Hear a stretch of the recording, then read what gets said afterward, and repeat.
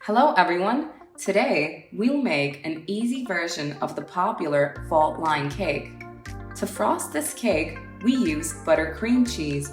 The recipe for this cake you can find under the video. First, I'll show you how to make the frosting.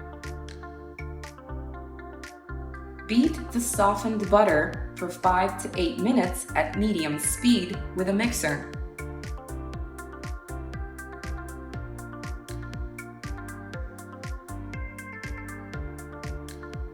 Add the confectionery sugar and beat for 5 more minutes. Then add the softened cream cheese and beat for 2 more minutes. If you want a really dark or saturated color, it's best to use white chocolate ganache. If you put too much dye in the cream cheese, it could get liquidy. Now the cream cheese should be smooth and creamy. First, crumb coat the cake.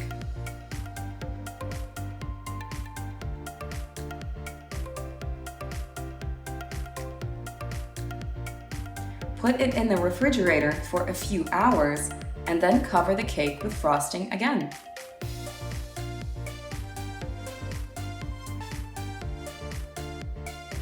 Put the cake in the refrigerator for 2 more hours, or if you want to quicken the process, like me, use freezer.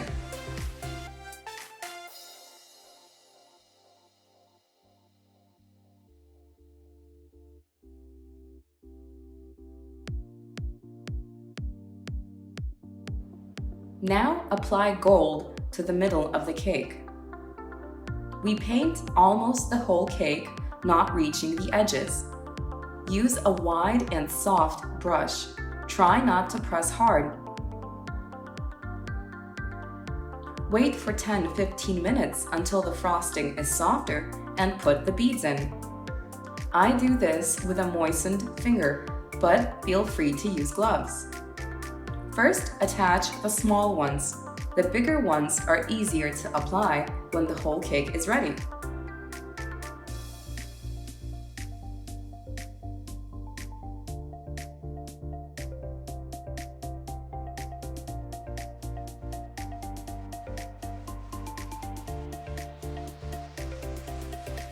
Finally, we can frost the cake. First, cover the top of the cake.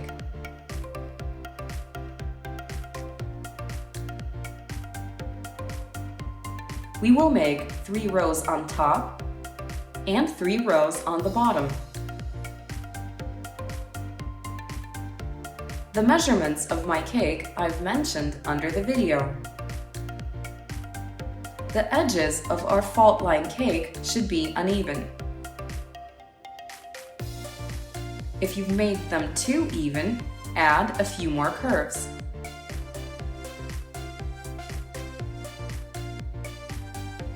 To color the edges of the fault line cake, freeze the cake again. Now we can attach the big beads and other decorations.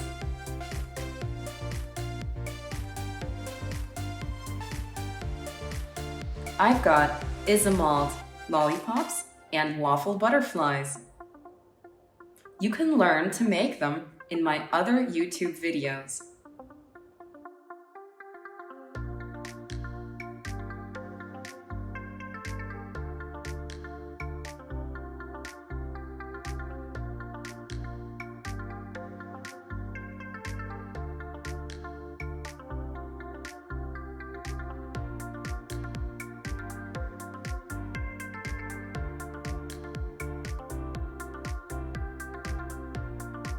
Look at what an incredibly beautiful filling we've got inside.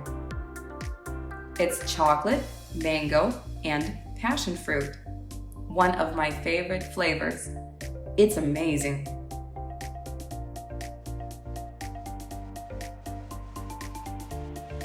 Please feel free to ask questions in the comment section.